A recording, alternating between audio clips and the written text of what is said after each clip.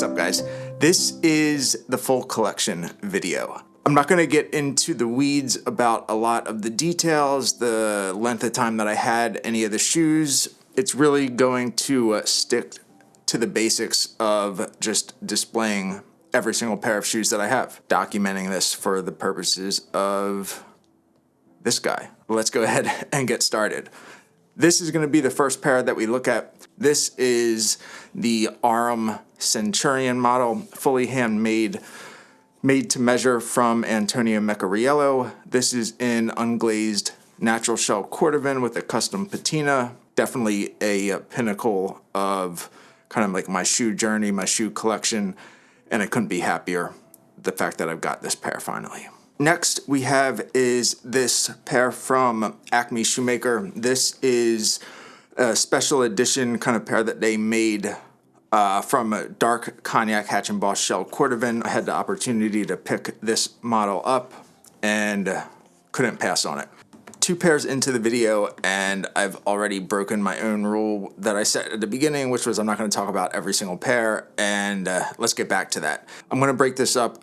I'll only kind of bring up and talk about certain pairs. I will show every single one. I'll definitely have the information on the screen, such as the maker, model, leather, things like that, but the only ones that I think that I have some additional value to add to the conversation or just the video are going to be the ones that I'm handling here.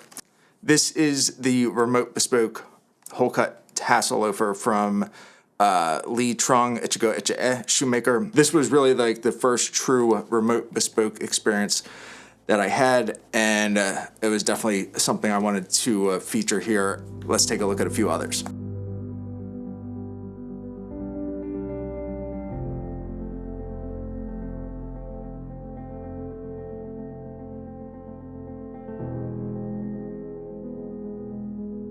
Speaking of loafers, this is the Color 6 full strap penny loafer from Acme.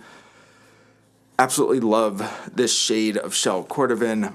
I would be remiss if I did not at least touch on this pair, as penny loafers, loafers in general, are something that I truly enjoy wearing. This is Cobbler Union.